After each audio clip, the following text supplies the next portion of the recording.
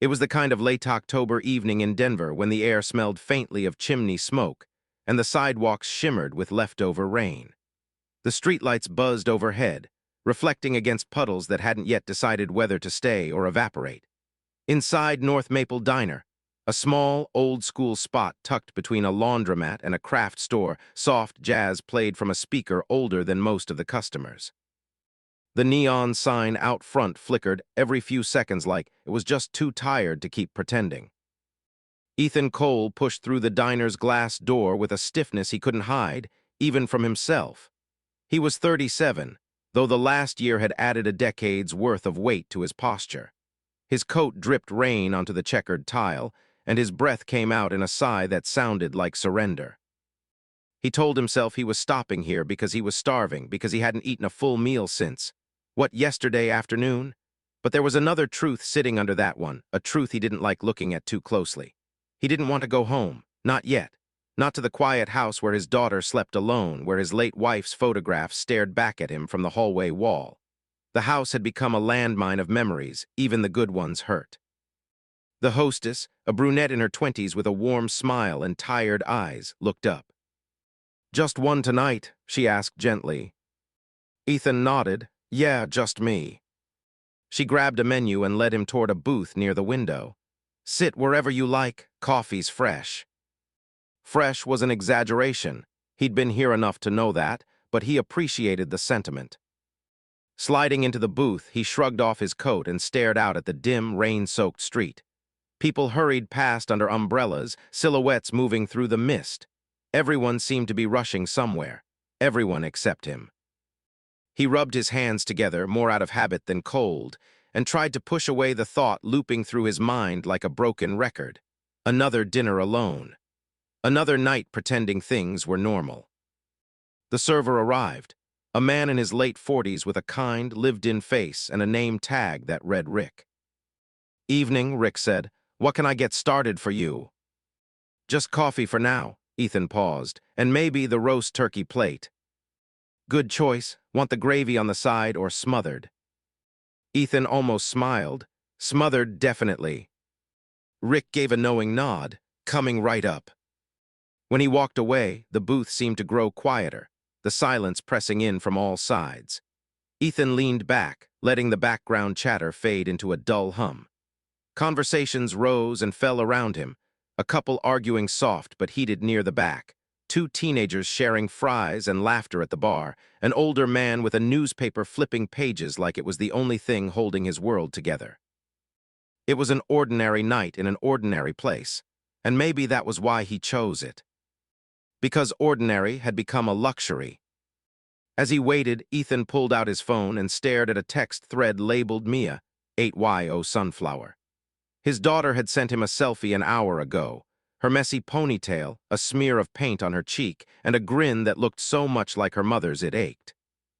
"Daddy, look, I finished the picture for school." He hadn't responded yet, not because he didn't want to, but because every time he tried to type something, "Looks great, sweetie, can't wait to see it, love you," the words got stuck somewhere between his chest and his throat. He felt them, but saying them felt heavy, like he might break open if he did. He typed back now, fingers slow. "Looks amazing, kiddo. Can't wait to see it in the morning. Love you." He hit send before he could overthink it. The bell over the door jingled. Ethan's eyes flicked up instinctively, a reflex born from years of scanning rooms for his daughter's safety, from teaching middle schoolers, from being a husband who tried to stay present even when the world demanded otherwise. A woman walked in, shaking off rain from her thin jacket. She looked exhausted in a way that wasn't just physical. Her shoulders curled inward as if she'd learned to take up less space in the world. One hand held an umbrella dripping onto the mat. The other held the wrist of a small boy, maybe 4 years old, who clung to her with a mix of excitement and apprehension. She approached the hostess stand, brushing wet strands of dark hair behind her ear. "Sorry," she said, her voice soft but frayed around the edges. "Do you happen to have anything left from the kids' menu? My son's hungry and—" She hesitated. "And we might just stay a while if that's okay." Her voice cracked on the word while, like she'd been running from something for a long time and had finally found somewhere she could stop. The hostess nodded with a gentle understanding Ethan didn't expect. Of course, take your time. I'll grab you both some menus. The boy tugged on woman's sleeve. Mommy, can I get pancakes? It's dinner, sweetheart, she murmured. But they do pancakes at dinner. The hostess laughed softly. He's right, we sure do. Ethan smiled faintly at the exchange, the kind that tugged at his chest unexpectedly. Kids had a way of inserting light into dark spaces without asking permission. The woman scanned the diner, searching for an empty booth. There were only two left, one beside a rattling vent that no one ever chose, and the one across from Ethan. Her eyes landed on the latter. And then, out of nowhere, she looked at him. Not just glanced, but looked.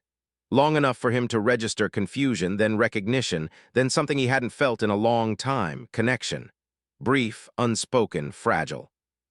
She bit her lip, hesitated, and then walked toward him, her son stumbling along beside her. Excuse me, she said, stopping beside his table. Ethan straightened, instinctively polite. Yeah. She offered a small, apologetic smile. I'm so sorry to bother you, but my son's hungry and this is the only spot that doesn't have a cold draft from that vent. Would it be all right if we sat here, just for a little while? We won't bother you. Ethan blinked, caught off guard. He walked into this diner fully intending to eat alone, maybe even preferring it. Solitude felt easier these days, predictable, controlled. Sharing a booth with a stranger wasn't in the cards. But something in her expression, the exhaustion, the uncertainty, the softness, stirred a part of him he'd been ignoring for months. Yeah, he heard himself say. Of course, please go ahead. Relief washed over her face. Thank you, really. She slid into the booth across from him, her son climbing in beside her. The boy peeked over the table, studying Ethan with wide, curious eyes. What's your name? He asked without hesitation. Ethan chuckled softly. Ethan, what's yours? Luca, the boy declared proudly. I'm 4.5. Well, hey, Luca, nice to meet you. The woman gave a tired laugh, brushing her son's hair.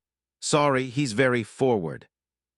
It's fine, Ethan said. Kids are supposed to be. Something shifted in her eyes, a flicker of recognition, as if his words struck a chord. I'm Clara, she said. Thanks again for letting us join you. Ethan nodded, unsure what else to say. Rick returned with Ethan's coffee. Oh, he said, eyebrows lifting when he saw the newcomers. Got a full house now. Clara offered an apologetic smile. Sorry, we... No worries, Rick said kindly. You two need menus. Clara nodded. Yes, please. When Rick left to fetch them, Clara turned back to Ethan. I promise we'll be out of your hair soon. We just needed a place to sit for a bit. It's been a day. Ethan wasn't sure why the next words came so easily. I get it. I've had a few of those myself. Their eyes met again, something tentative but honest passing between them. The kind of understanding only people carrying invisible weights seem to share. The boy tugged at his mother's sleeve. Mommy, can I draw? He asked. Clara dug into her purse. If I have, she fumbled with the zipper, rooting through crumpled receipts and loose change. Shoot, I thought I had his crayons. Ethan reached into his coat pocket, pulling out a pen and a notepad he used at school. He can use these if it's okay. Clara hesitated. Are you sure? Yeah, he said. I've got more at home. Actually, he didn't, but it didn't matter. Luca grabbed the notepad eagerly. Thank you, Ethan. As the boy began drawing circles and stick figures with fierce determination, Clara exhaled, sinking deeper into her seat. You're a teacher? She asked, nodding toward the notepad. Middle school English, he said. You. She shook her head with a small, humorless smile. Just a mom right now, used to do graphic design, but life happens. Life happens. Ethan knew that phrase intimately. Knew the way it covered entire worlds of pain without needing to say a word. He nodded, lifting his coffee. Yeah, it does. Rain tapped softly against the window beside them, a steady, calming rhythm. For a moment, the three of them sat in quiet, Luca drawing vigorously, Clara rubbing her temples, Ethan nursing his coffee as warmth slowly spread through his hands. He didn't know why he kept studying her when her gaze drifted toward the window, the curve of her jaw, the tired slump of her posture, the way her fingers trembled slightly as she reached for her water. But he did, because she looked like someone who'd been fighting the world alone for far too long. And maybe he recognized that because he'd been doing the same. Rick returned with menus, setting one in front of Clara and a kid's version in front of Luca. The smell of roasting turkey drifted from the kitchen, stirring something deep in Ethan's stomach. Clara scanned the menu, her brows knitting. "You okay?" Ethan asked gently. She exhaled slowly. "Yeah, just recalculating the budget in my head." He didn't press, didn't pity her. He simply nodded because he understood that too. After another moment, she closed the menu and set it aside. "I'll get him something small," she murmured. "That'll be enough." Ethan hesitated, sensing a quiet struggle she wasn't voicing. But he didn't offer help, not yet. He knew better than to assume someone wanted saving. Instead, he leaned back, letting the moment breathe. The diner lights reflected in the rain-splattered window, giving the scene a dreamy glow. Outside, a passing car splashed through a puddle, sending ripples of light across the glass. Inside, three strangers shared a booth they hadn't planned on. A single dad avoiding his empty home. A struggling mom holding herself together with frayed threads. And a little boy who just wanted pancakes. Ethan wrapped his hands around his coffee, feeling the warmth seep into the cold corners of his chest. It was supposed to be another lonely dinner. Just him, just the quiet, just the ache. But now, something unfamiliar hovered around the edges of the booth, something he hadn't let himself feel in a long time. The faintest flicker of possibility. Or maybe it was hope. He wasn't sure yet. But he knew the moment Clara looked up at him again, eyes soft, grateful, tired, that tonight wasn't going to unfold the way he expected. Not even close. Outside, thunder murmured somewhere far away. Inside, the real storm had only begun to gather. And it was about to pull all three of them into its center. The storm rolled in harder as the night deepened, the kind of heavy Colorado rainfall that seemed to swallow streetlights and smear them into hazy halos. Inside the diner, the windows fogged, trapping the warmth like a held breath. Conversations drifted around Ethan and Clara, but their little booth felt strangely separate, its own pocket of suspended time. Luca was still drawing, his tongue sticking out in concentration as he sketched something that was half man, half superhero, half chaotic scribble. Ethan watched him with a faint smile before turning his attention back to Clara. "You said it's been a day," he said gently. "Rough one." Clara huffed out a tired laugh. "You ever have one of those days where everything just tumbles? One thing knocks into the next, and suddenly the whole day looks like a disaster you didn't see coming." Ethan nodded. "Yeah, too many." "Well, that's today." She rubbed her forehead. "I picked up extra freelance work because rent's due in a couple weeks, but then Luca's daycare called he wasn't feeling well earlier. So I had to go get him, lost the afternoon, missed the deadline. My client decided they needed someone more reliable." Her voice tightened.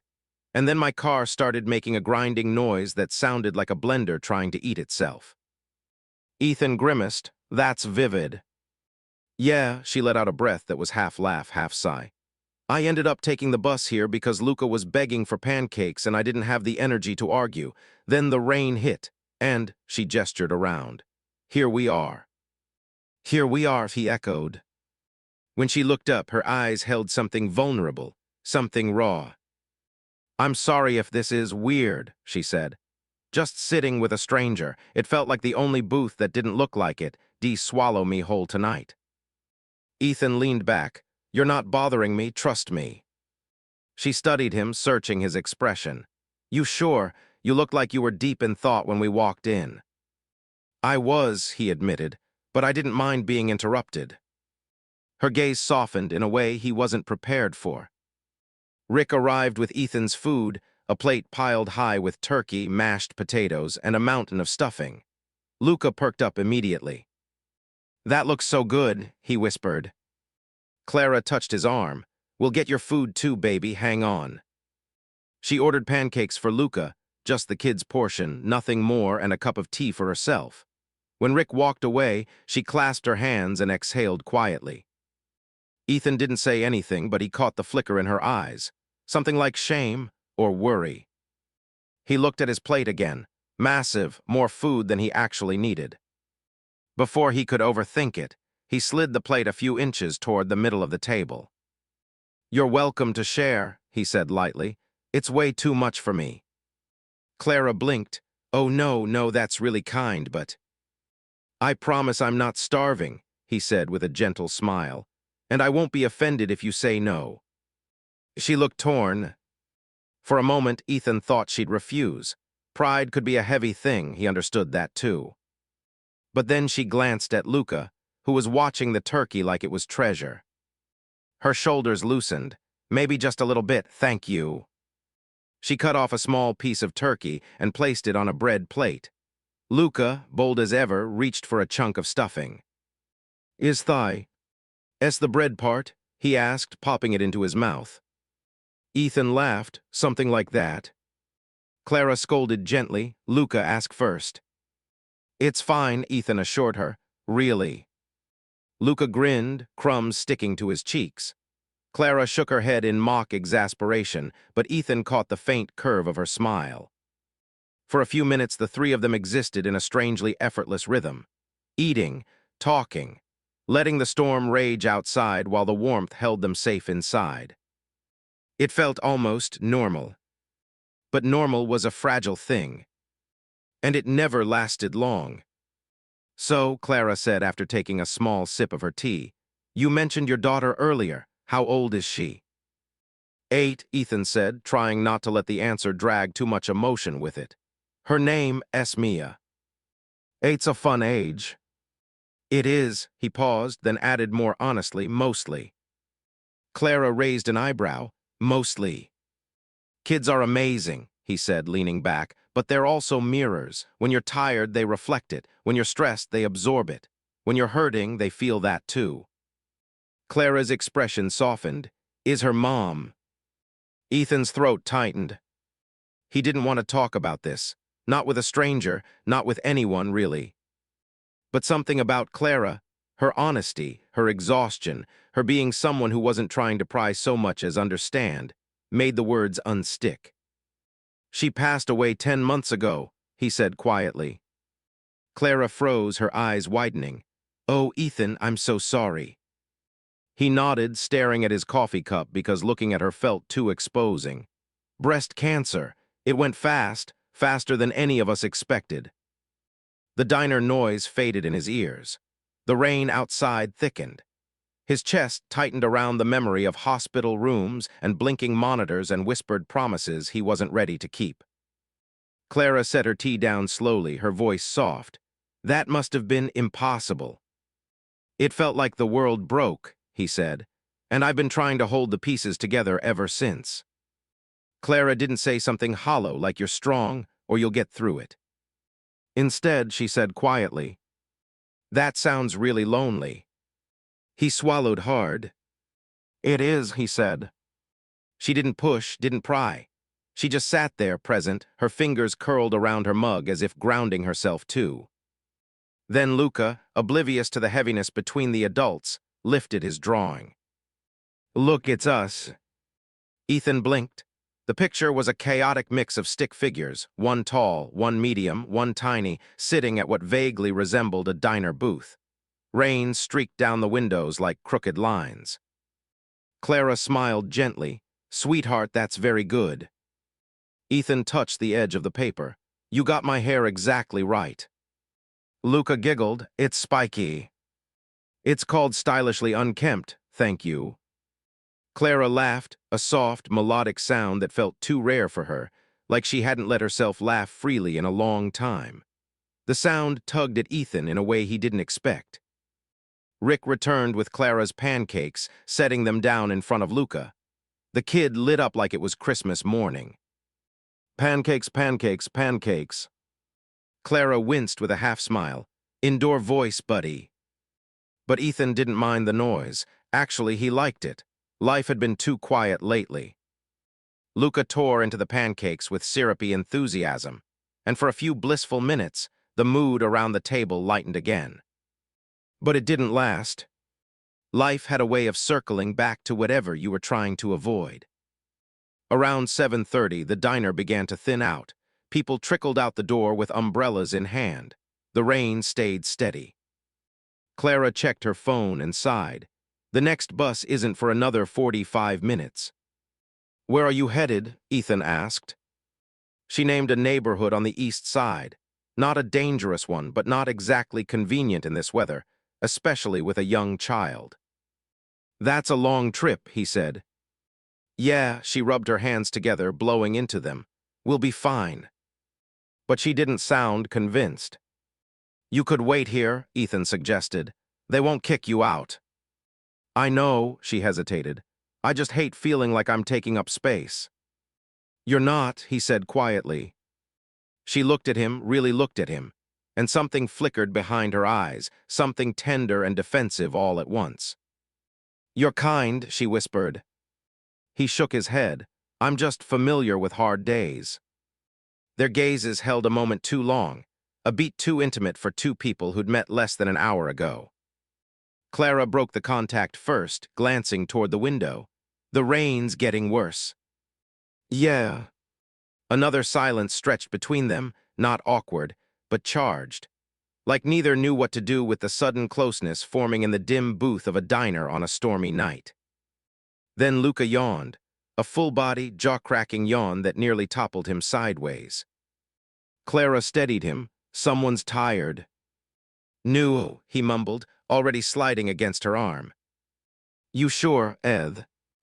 And asked with a smile. "I'm not tired," Luca insisted, eyes drooping. Ethan chuckled, convincing. Clara brushed a hand through her son's hair. "If he falls asleep now, the bus ride's gonna be rough." Ethan hesitated, then took a breath. "You know, I could give you both a ride." Clara stiffened instantly. "No, really, that's okay," she said quickly. "You don't need to do that." "It's not a big deal." "It is," she said, her voice tight. "You don't even know us." "You don't know me either," he said gently. "But I promise I'm safe, and it's ugly out there. Kids shouldn't have to be dragged through rain like this." Clara looked down at her hands, twisting the napkin between her fingers. "I appreciate it," she said quietly. "Really. But I've learned not to accept help from people I just met. I've made that mistake before." Ethan's chest tightened. He didn't ask for details. Didn't need them. Whatever her story was, it had carved caution into her bones. He leaned back respectful. "Okay, I get it. Offer stands if you change your mind." She gave him a small, grateful smile. "Thank you." As the minutes passed, Clara grew quieter, more withdrawn. At first Ethan thought she was just tired, exhaustion heavy in her posture. But then he noticed her eyes flicking toward the window again and again, checking something, or someone. Her fingers drummed anxiously on the table. Her breath hitched once, just barely. Something was wrong. "You okay?" Ethan asked softly. She froze just for a second, before forcing a smile that didn't reach her eyes. "Yeah, just thinking." But the lie was clear. Luca shifted in her lap, the sugar crash settling in. Clara held him close, but her arms trembled slightly. Outside the diner, a car rolled slowly down the street. Not fast, not normal speed. Slow, deliberate. The headlights crawled across the windows like searching hands. Clara stiffened. Ethan followed her gaze, but by the time he looked, the car had passed. "Clara," he said gently. Her throat bobbed as she swallowed. "It's nothing," she whispered. But fear whispered louder in her eyes. When she finally met his gaze again, something raw and unguarded cracked through her expression. "I didn't come here just to get pancakes," she said softly. Ethan's pulse tightened. He waited. Clara's voice dropped to barely above a breath. I came because I needed somewhere safe to sit for a little while. A chill ran down Ethan's spine. Safe from what? Her eyes glistened. Her fingers curled protectively around Luca's shoulder. She lowered her voice even more. From someone who doesn't take no for an answer. The air left Ethan's lungs. He sat up, the diner around them suddenly sharper, louder, colder. But Clara wasn't done. And I think, her voice cracked, I think he followed us. Lightning flashed outside. Thunder rumbled seconds later. Across the diner, the bell above the door jingled. A man walked in. Clara sucked in a breath like she'd been punched. Ethan turned and saw the man scanning the diner with a cold, searching stare. Eyes landing on their booth. And narrowing. The storm outside had nothing on the one that just erupted inside the diner. And Ethan knew, with a sinking certainty, this night was about to become something neither of them could walk away from unchanged. The man stood just inside the diner door, rain dripping from his jacket, dark hair plastered to his forehead. He wasn't huge, but there was something about the way he held himself, shoulders squared, chin tipped forward, that made him look bigger than he was. Like he was used to walking into rooms and owning them, taking them. His gaze swept across the booths, almost bored, and then locked onto Clara. Her whole body went rigid. Ethan watched the color drain from her face. Her fingers tightened around Luca so suddenly the boy squeaked in protest. "Mommy," he whispered, "you're squeezing." Clara loosened her grip mechanically, never taking her eyes off the man. The stranger's lips curved into a slow, knowing smile. There it was.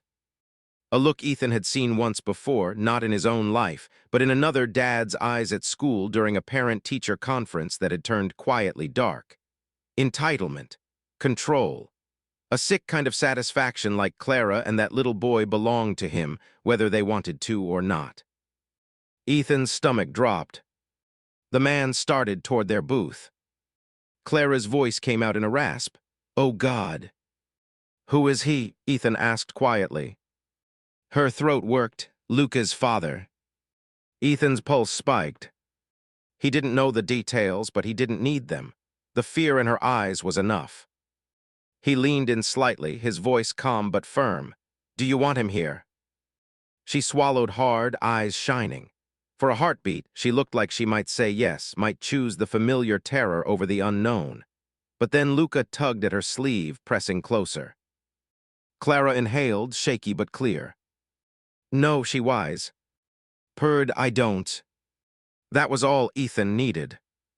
"Okay," he said, his voice low. "Then we deal with that." The man reached their table, stopping right at the edge of the booth. Up close, the tension rolling off him was almost physical. His eyes flicked over Ethan, dismissing him in an instant like he was furniture. "Hey, Clara," the man said, voice smooth and oily. "You ignore my calls now." His tone made Ethan's skin crawl. Clara's chin dipped. "I told you I needed space, Mark." "Yeah, you said a lot of things," he said, leaning one hand on the table, crowding into her side of the booth. "None of them included taking my son and disappearing on a Friday night." Rain hammered harder against the glass. Somewhere in the kitchen, a timer beeped, then silenced. The rest of the diner seemed to dim around them. Clara pulled Luca a little closer. "We're just having dinner, that's all." "With who?" Mark shot a glance at Ethan. "Who the hell is this?" Ethan straightened, heat rising up his neck but kept his voice steady. "Someone trying to eat turkey in peace," he said. "You're blocking the table, man." Mark's eyes snapped fully to him for the first time. They were a chilly gray, flat and assessing. "Did I ask you?" Mark said. "Not yet," Ethan said. "But since you're here, I'll tell you anyway, you're scaring your kid." Luca had tucked his face into Clara's side, peeking out with wide eyes. "Luca," Mark said sharply, "come here, buddy." The little boy flinched but didn't move. Clara's arm tightened around him instinctively. "He's fine right where he is." Mark's jaw hardened. "He's my son." "And I'm his mother," she said, voice shaking but stronger now. "And we're having dinner, you need to leave." "You don't get to tell me what to do," Mark said. He shifted his weight, leaning further across the table. The motion jostled a half-finished glass of water, sloshing it onto the surface. Ethan moved his phone out of the way automatically. "Look," Ethan said, "I think it's clear she doesn't want to talk to you right now. Maybe this isn't the place." Mark laughed once, a short, sharp sound with no humor. "And you are." "Doesn't matter," Ethan said evenly. "What matters is she said no." Mark straightened slowly, like someone winding up. "You some kind of hero," he sneered. "You see a woman with a kid and decide to swoop in, play daddy for a night." The words hit harder than they should have. Ethan's hands curled under the table. He thought of Mia, of nights spent helping with homework, packing lunches, braiding hair with fingers that weren't built for ribbons, of feeling like he was failing her every day since her mother died. He swallowed it down. "This isn't about me," Ethan said. "No," Mark shot back. "It's about you getting in my business." He leaned over the table again, this time closer to Ethan, the sour smell of beer on his breath. "You think you know anything about my family?" Mark hissed. "About what she's told you? You know how many times she's run off, taken my kid, made me the bad guy? You know how many times I've had to fix her mess?" Clara's face crumpled. "Don't do this here," she whispered. "Please, Mark." Outside, thunder growled again. The air in the diner shifted. A couple of regulars at the counter turned their heads. Rick watched from near the coffee pots, eyes narrowing. "Sir," Rick said carefully, approaching, "I'm gonna have to ask you to keep it down. We've got other customers." Mark didn't even glance at him. "I'm talking to my family." Rick's jaw tightened. "I get that, but you're making folks uncomfortable. Let's step outside, yeah." The suggestion hit Clara like a slap. "No," she said quickly. "No, I don't want to go outside." Mark rolled his eyes. "Of course you don't." He reached across the table, hand landing on Clara's wrist. Her whole body jolted. Ethan moved before he could think. "Hey," he said, sharp now, grabbing Mark's wrist with a firm grip and peeling it off her. "Hands off." The contact lit a fuse. Mark turned on him fully, shoulders squaring. "Let go," he growled. Ethan didn't. "I'm gonna say this one more time," Ethan said quietly, holding his gaze. "You're scaring your kid, you're upsetting people around you. Take a step back, walk away." Silence spidered out from their table, pulling the eyes of the whole diner. Mark's nostrils flared. "You got no idea who you're messing with," he said. Ethan believed him. He also didn't care. "I don't need to know," he said. "I just need to know that this," he nodded toward Clara's pinned wrist, "isn't okay." For a second, something like confusion flickered in Mark's eyes. Abusers weren't used to being challenged in public. They lived off control and silence and secrets. Then the confusion hardened into rage. In one sudden jerk, Mark yanked his arm back, breaking Ethan's grip. The motion bumped Clara's glass, sending it tipping. Water spilled across the table, drenching napkins. "And Luca's drawing." Luca yelped, clutching the wet paper. "My picture," he cried. Clara flinched like the water had scalded her. Mark stepped back just enough to free his hands, then leaned in again, jabbing a finger in Ethan's direction. "You want to be a man?" he snarled. "Come outside, we'll talk about this without an audience." Ethan's grip tightened around the edge of the table. Part of him wanted to stand, to take the invitation, to let out months of pent-up grief and anger and fear on something that wasn't himself. But another part, the part that had watched too many kids suffer through the collateral damage of adult ego, knew that would solve nothing. He glanced at Luca, who was staring between them with terrified eyes, small chest heaving. "Not happening," Ethan said. "I'm not leaving them alone with you." Across the room, Rick made a decision. He nodded subtly to the hostess, who slipped behind the counter and picked up the phone. Ethan's heart thudded. "Good." He shifted his feet under the table, positioning himself between Mark and the inside of the booth. If things went bad fast, he wanted a barrier. Mark noticed. His lips twisted into a sneer. You think the cops are gonna do anything? They never do. By the time they show up, she'll be crying and telling them it's all a misunderstanding. Isn't that right, Clara? Clara stared at the puddle on the table, hands shaking.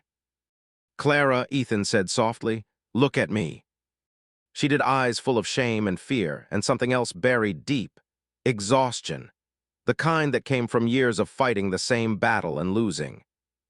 You don't owe him anything, Ethan said quietly. Not an excuse, not a story, not a performance.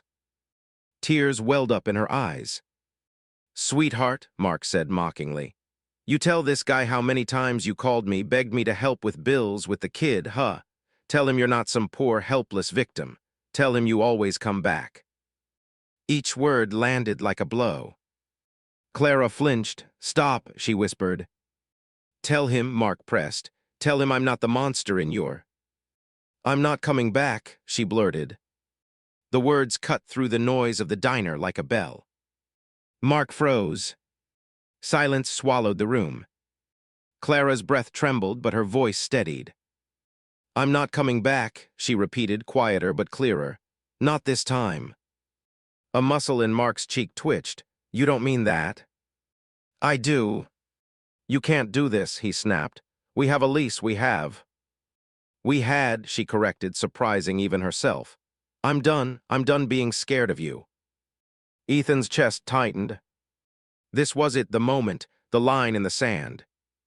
Mark leaned closer, his voice dropping to a venomous whisper that was still loud enough for Ethan to hear.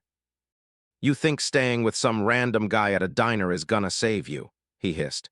You think they're gonna believe you over me, over the father of your kid.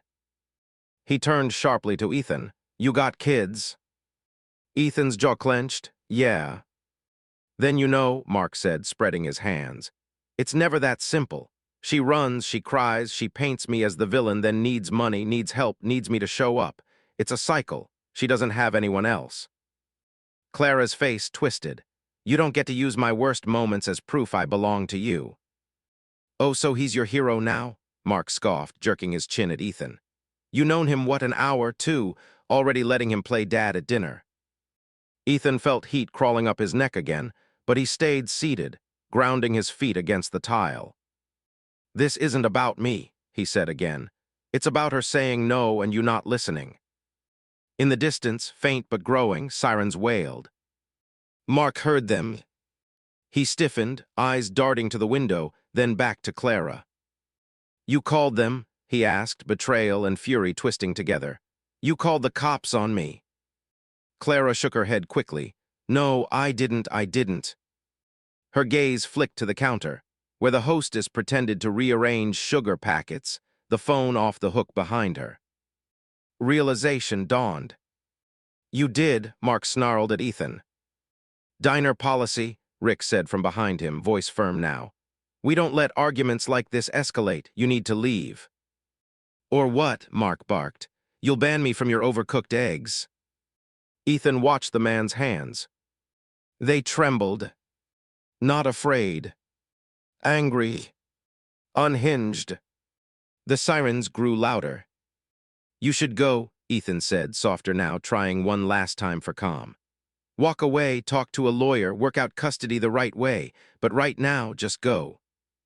For a split second, Ethan thought he saw something crack in Mark, some sliver of awareness that this was spiraling, that he was losing control of the narrative he'd written for years. Then it vanished. Mark reached across the table again, faster this time, grabbing for Luca.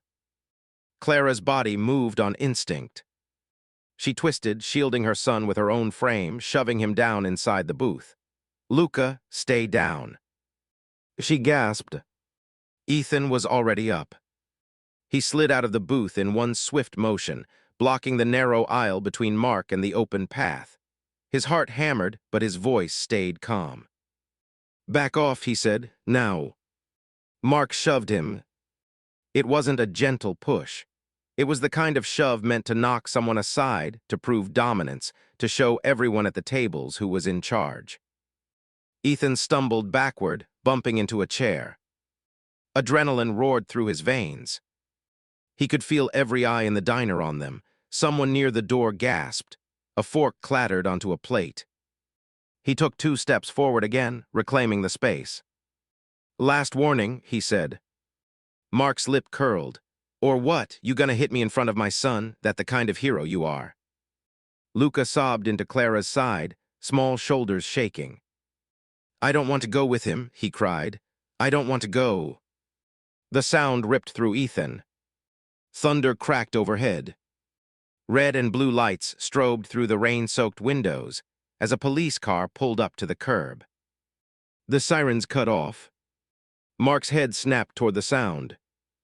2 officers stepped into the diner moments later, one older with salt and pepper hair, the other younger, eyes sharp, scanning the scene fast.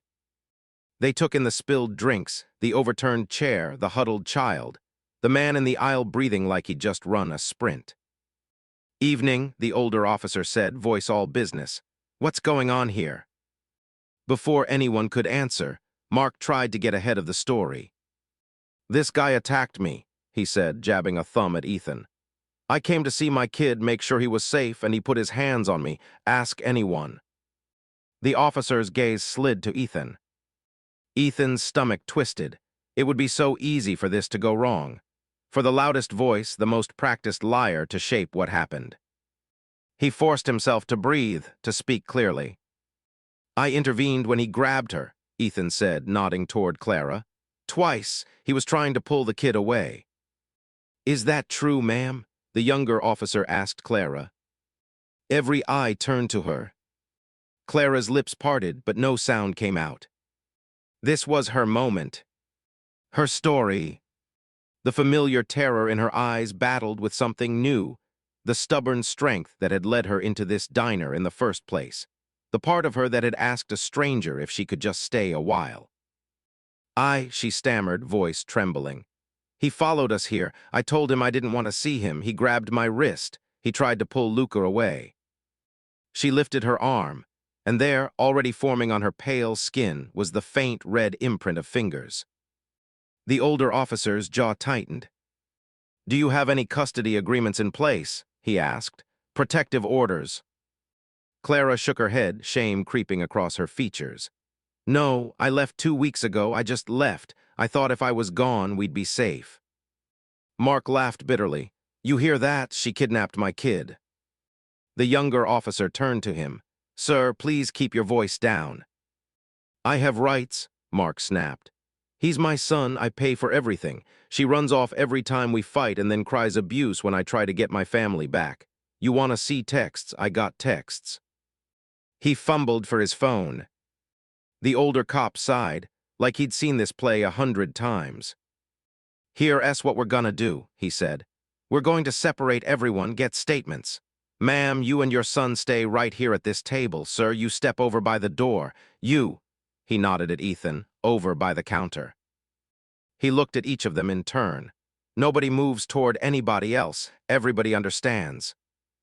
Ethan nodded, stepping back, letting the officers take over.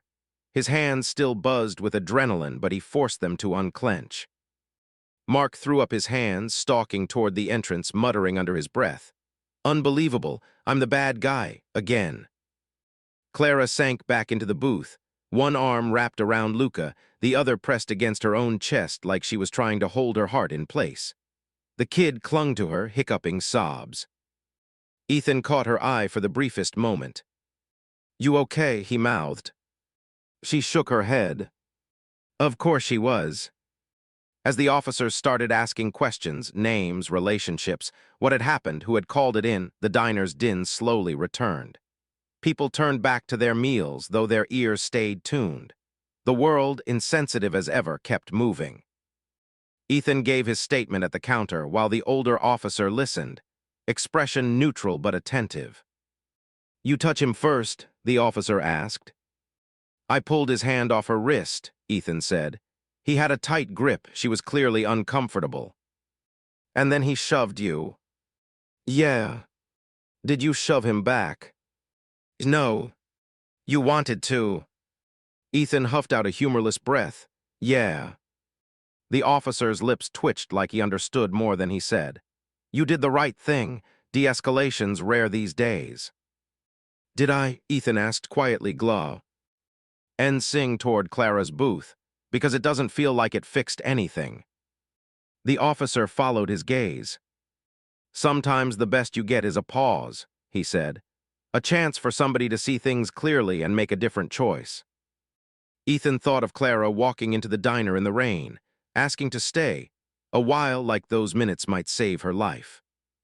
He nodded slowly. When the officers were done, they turned their attention back to Mark, who was pacing near the door, words spilling out fast and angry. Ethan couldn't hear everything, but he caught phrases. My kid, crazy, overreacting, provoking me. Same script, different night. The younger officer eventually stepped away from him and walked back to the booth. Ma'am, he said gently, I need to ask you something. Is there somewhere else you can go tonight? Somewhere safe? Clara's fingers tightened in Luca's hair. I don't know, she admitted. We're staying at a weekly hotel. He already knows where it is. I thought about going to my sister's in Fort Collins, but she's dealing with her own stuff. I didn't want to drag her into mine. The officer nodded, sympathetic. We can connect you with a shelter. There are places that can help. Shelter? The word felt both like a lifeline and a humiliation. Ethan saw it in the way her shoulders hunched. I have some money, she murmured. Just not a lot. I thought if I picked up more work. Ma'am, the officer said gently, this isn't about money, it's about safety. Tears welled again. Ethan's chest ached. He wanted to fix this, to offer his guest room, his couch, his entire house if that's what it took. But he knew how that would sound to her, to the cops, to anyone who'd ever had their trust weaponized. Too fast, too much, too many implications. He stayed where he was, torn between caution and the overwhelming urge to step in. Across the diner, Mark slammed his hand against the doorframe. I'm not going anywhere without my son, he snapped. The older officer moved to stand between him and the rest of the diner. No one said you were under arrest, but you are leaving, right now. You can file for custody through the courts like everyone else. You're just gonna let her take him, Mark barked, with some random dude she picked up at a diner. The officer's patience thinned. Mr. Wallace, we have witnesses who saw you put your hands on her and attempt to grab the child. You want to press your luck, we can talk about charges. Otherwise, walk away. For a heartbeat, Ethan thought Mark might do something stupid. His eyes flicked toward Clara and Luca, then toward Ethan, full of hate. This isn't over, he said. He meant it. Not just as a threat. As a promise. Then he shoved the door open and disappeared into the pouring rain, swallowed by red and blue flashes that slowly faded as the patrol car pulled away. The bell over the door jingled behind him, absurdly cheerful. Inside the diner, the sound landed like an exhale. Like a fragile temporary peace.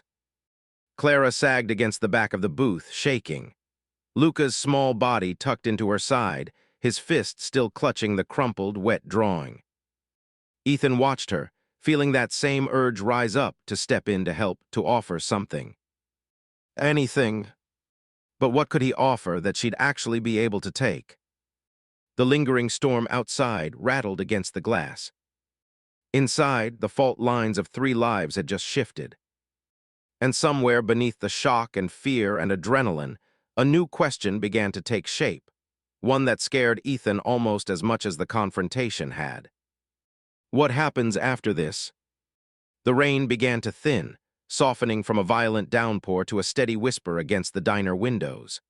Outside, the storm's fury was finally losing steam, but inside, the aftermath lingered thick in the air, a quiet, trembling aftermath that clung to the booth where Clara and Luca sat curled together. Ethan remained near the counter for a long moment after the officers left, unsure of the right next move. The diner's hum returned in low murmurs, dishes clinked. A tired laugh rose from the kitchen. The world always rushed to return to normal, even when people couldn't. He ran a hand through his hair, exhaling slowly. His adrenaline had finally ebbed, leaving a deep, bone-heavy ache in its wake. "Hey," Rick said quietly beside him. "You good?" "I don't know." Ethan looked back toward the booth. "Are they okay?" Rick followed his gaze. "They will be. You did good tonight." Ethan didn't feel good. He felt scraped raw. Not sure she'd agree. "Oh, I think she would." Rick set a gentle hand on his shoulder. "Some folks don't know what standing up looks like until someone shows them." Ethan's throat tightened.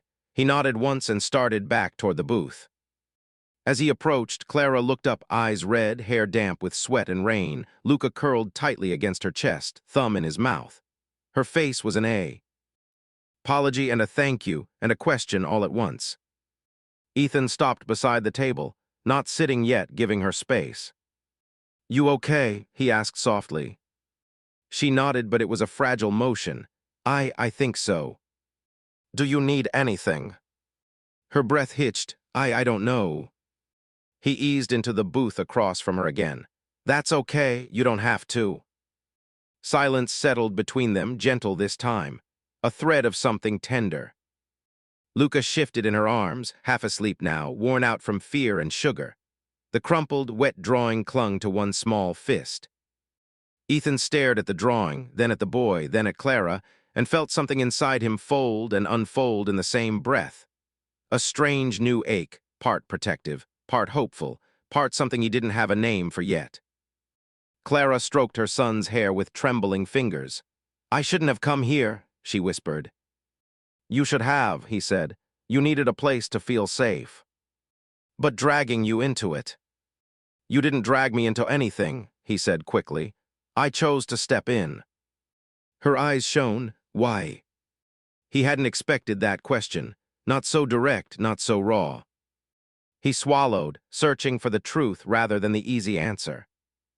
"Because I know what it looks like when someone's trying to hold themselves together alone," he said quietly. "And I know how much that hurts." Her breath trembled.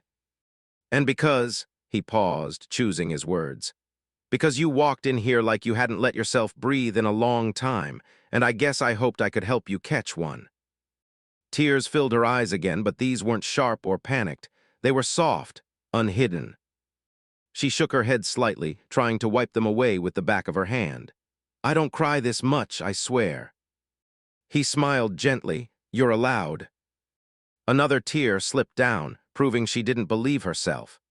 Ethan looked away just long enough to give her the dignity of privacy, then back again when she took a long, shaky breath. "Where will you go tonight?" he asked. "I don't know," she admitted. "I can't go back to the hotel. Mark knows the route, the bus stops. It's not safe anymore." "Do you have friends, family, anyone close by?" She hesitated. "My sister, but we haven't talked in months. She's dealing with a divorce, and I didn't want to add to her stress." "You wouldn't be adding to anything." She gave a weak, skeptical laugh. "You don't know my sister." "No," he said, "but I know that people who care about you would rather be inconvenienced than terrified you're in danger." Clara stared at him for a long moment, like she was measuring the truth of that. "I could call her," she whispered. "You should." She nodded slowly, but she didn't reach for her phone yet. Her hand hovered over it, then retreated. "I feel stupid," she said suddenly. Ethan blinked. "Why?" "For not leaving sooner, for letting things get this bad, for thinking maybe he'd change, that we could figure it out for Luca's sake. I wasted years on someone who didn't deserve them. How do you come back from that?" He leaned forward, voice gentle but firm. "You don't come back from it," he said. "You walk away, and then you build something better." She looked at him like those words cracked something open inside her. Luca stirred again, mumbling sleepily into her shirt, and she pressed a kiss to the top of his head. "I just want him to be safe," she whispered. "He will be." She swallowed. "You sound so sure." He stared at her, steady. "Because you chose to protect him tonight," he said simply. "And that's more than a lot of kids get." Her eyes glistened again, but she didn't look away this time. Rick approached the booth, clearing his throat softly. Sorry to interrupt. Just wanted to say we're closing in 20 minutes. You're welcome to stay till then. Thanks, Ethan said. Rick nodded, voice lowering. And for what it's worth, you two handled something real heavy tonight. That boy's lucky to have you both. He left them with a quiet pat on the table. Clara let out a humorless little laugh. I don't think anyone's ever said that about me. You should hear it more, Ethan said. Their eyes met again, a little longer this time. When Clara finally pulled out her phone, her hand shook so badly she had to steady it against the table. She scrolled through her contacts, hesitating over a name. Want me to step away? Ethan asked. She thought about it, then shook her head. No, stay. So he did. She pressed call, holding the phone to her ear. It rang once, twice, 3 times. Just when she looked ready to hang up, a tired voice answered on the other end. Clara, it's late. What's wrong? Clara closed her eyes, emotion swelling in her throat. I need help. There was no hesitation on the other end. Where are you? Clara covered her mouth with her hand as a sob broke free. But this one was different, relief, not fear. Ethan watched her talk quietly, explain in fragments what happened, where she was, what she needed. Her sister's voice grew firmer, more protective. Plans were made, directions exchanged. A promise, I'm leaving now. When she hung up, Clara let her head fall back against the booth, exhaling a breath that seemed to empty months, maybe years of wait. She's coming, she whispered. She's really coming. That's good, Ethan said softly. That's really good. Clara brushed a strand of hair from Luca's face, her fingers steadier now. It doesn't feel real, she said. Like I'm going to wake up tomorrow and everything will be the same as before. Tomorrow will be different, he said. Maybe not easier, but different is the first step. Clara studied him. You talk like someone who's lived through this. He shook his head. Not this, but I've had to start over too. She swallowed, her gaze softening. Your wife. He nodded, looking down at his folded hands. When she died, I kept telling myself I couldn't do it, that I'd break, that Mia deserved someone stronger than me. You didn't break, Clara whispered. I did, he said quietly. A lot, but breaking isn't the end, it's just something you learn to get back up from. Her eyes filled again, but not with fear. With recognition. With understanding. I'm tired of breaking, she whispered. Then let tonight be the last time, he said. They sat in a quiet that wasn't heavy anymore. The storm outside had weakened into nothing more than a drizzle. The diner's lights glowed warm against the windows, reflecting the blur of raindrops and streetlights. Luca slept soundly now, his tiny breath steady against Clara's side. She smoothed his hair once more, then looked up. In another life, she said softly, in another version of tonight, what would you be doing right now? Ethan smiled faintly, eating turkey alone and pretending it didn't bother me. She mirrored the smile, small but warm. I'm glad that's not what happened. Me too.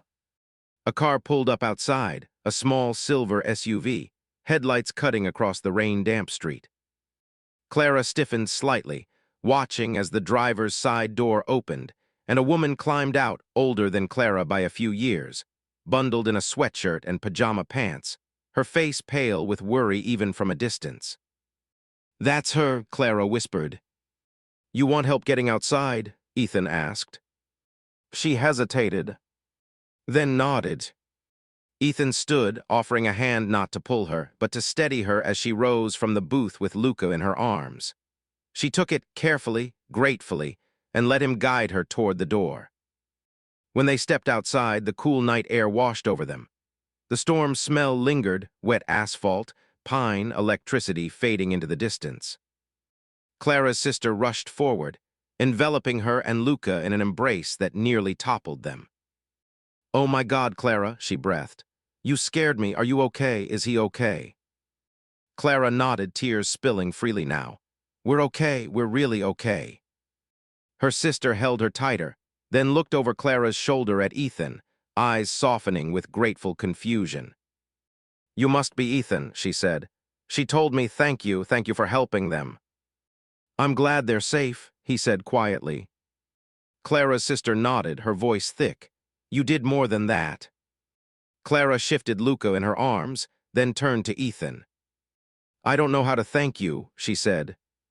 You already did, he said, by choosing something better. A quiet, earnest smile touched her mouth. She hesitated, then stepped forward and hugged him, careful not to jostle her sleeping child. It wasn't a desperate hug or a fleeting one. It was soft, real, grateful.